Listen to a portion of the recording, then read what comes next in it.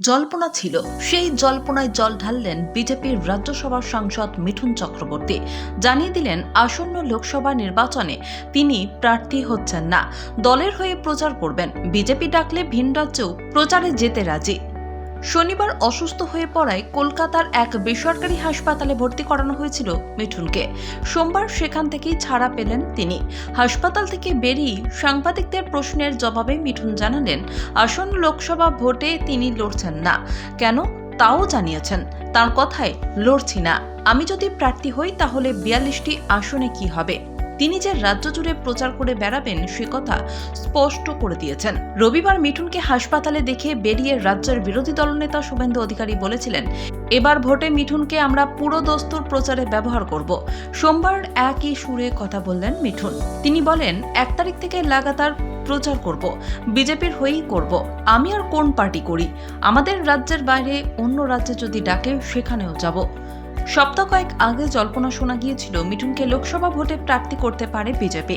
সেক্ষেত্রে যাদবপুর কেন্দ্র থেকে তাকে প্রার্থী করা যেতে পারে। মিঠুন যদিও এই নিয়ে কখনো মুখ খোলেননি, দলের তরফেও জানানো হয়নি। পরে এই জল্পনা জোরালো হয় যখন প্রধানমন্ত্রী মোদী স্লোগান দেন, আব কি বার 400 পার। বিজেপি সূত্রে জানা গিয়েছে 400 পার করতে যোগ্য প্রার্থীর খোঁজ শুরু করেছে দল। আর তা করতে অনেক রাজ্যসভার সাংসদকে লোকসভায় প্রার্থী করতে পারে বিজেপি। এই আবহে গুঞ্জন শোনা যায় লোকসভায় প্রার্থী হতে পারেন মিঠুন। এবার সেই জল্পনায় তিনি নিজেই জল ঢাললেন। জানালেন, দলের হয়ে মার্চের শুরু থেকে পুরো দস্তুর প্রচার করবেন।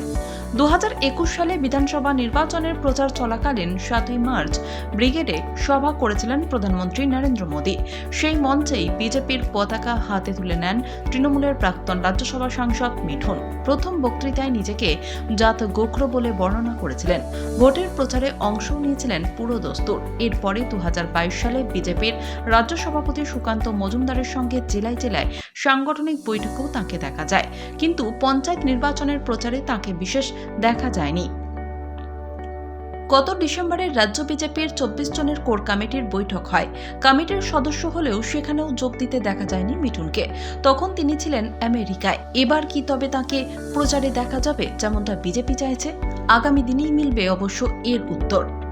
2021 সালের রাজ্য বিধানসভা নির্বাচনের আগে বিজেপির হয়ে প্রচারে নেমে মিঠুন কড়া আক্রমণ করেছিলেন তৃণমূলকে। নন্দীগ্রামে শুভেন্দুর হয়েও মমতার বিরুদ্ধে প্রচার করেছিলেন প্রাক্তন তৃণমূল নেতা। মিঠুনের জনসভায় মূল আকর্ষণ ছিল তার সংলাপ। সবাই কখনো নিজেকে জাত কোকড়ো, কখনো ফাটাকেষ্ট বলে পরিচয় দিয়েছিলেন তিনি। এই ধরনের মন্তব্যের জন্যই 2021 সালের 2রা মে ভোটের ফল ঘোষণার পর মিঠুনের বিরুদ্ধে মানিকতলা থানায় অভিযোগ দায়ের করা হয়। মামলা খারিজের আবেদন জানিয়ে হাইকোর্টের দ্বারস্থ হন তিনি। কোর্ট তাকে সহযোগিতার কথা বলে। 2022 সালের পুজোর পর কলকাতায় বিজেপির রাজ্য দপ্তরে বসে তিনি দাবি করেছিলেন, 38 জন তৃণমূল বিধায়ক আমাদের সঙ্গে যোগাযোগ রেখেছেন, তার মধ্যে আমাদের সঙ্গে ডিরেক্টলি 21 জন। মনে করা হচ্ছে মিঠুনের এসব মন্তব্যকেই আসন্ন লোকসভা ভোটে হাতিয়ার করতে চাইছে বিজেপি। তাই প্রার্থী না করে তাঁকে প্রচারের কাজেই ব্যবহার করা হচ্ছে।